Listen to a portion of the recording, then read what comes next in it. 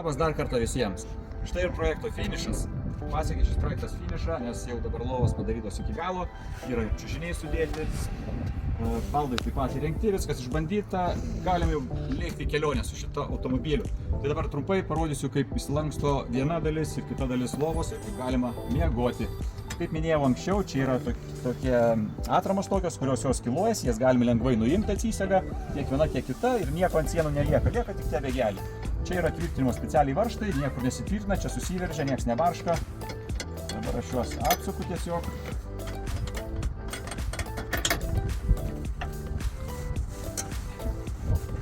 Dar truputį noriu parodyti, kaip minėjau, lova šita jinai lengvai įsisega, jeigu nereikia.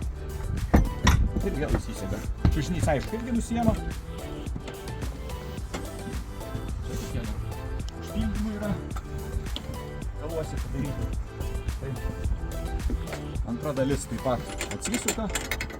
Yra dar tvirtinimo kojos tokios, kurios per vidurį čia įsikiša. Sunkesniems žmonėms miegant.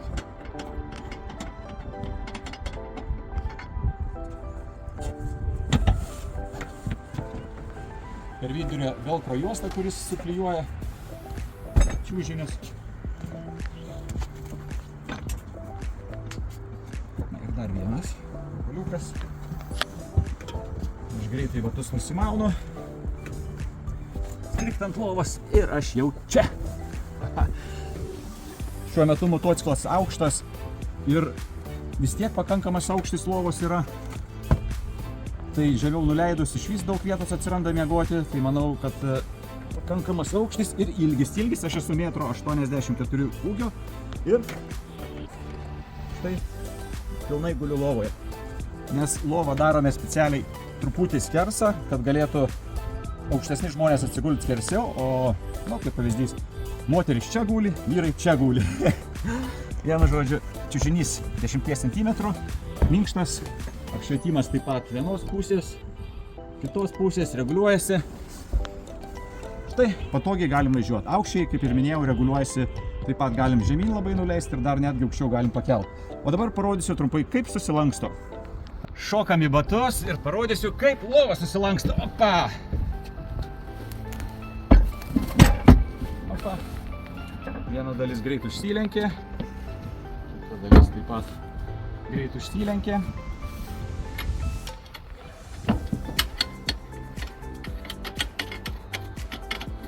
Čia prisiveržia stipriai priveržus.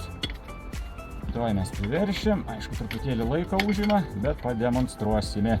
Štai stipriai priveržus. Šita koja gaunasi tvirta. Taip pat tas varžtas naudojamas kaip ir nusileidžia lova. Ten irgi sutvirtina, kad jinai neturėtų laisvumo nei kiek. Dar parodysim šitoj pusėj. Pilnai aš juos užsuksiu, parodysiu ir įtikinsiu, kad lova laikosi tvirtai. Štai užsiveržė. Nei čiužinys, nei dar kažkas. Šitas pagalvėlės taip pat galime. Ir čia jom yra vieta įdėti. Čia susideda pagalvėlės. Šitą pusę irgi taip pat.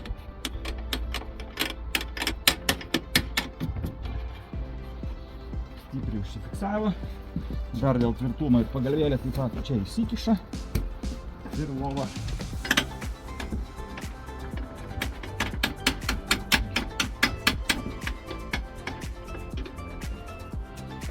Įsiveržė ir pagalvėlės ten taip pat užkiša. Štai mūsų lova tvirta, gera ir paruošta kelionėms. Tai iki susitikimų gerose kelionėse.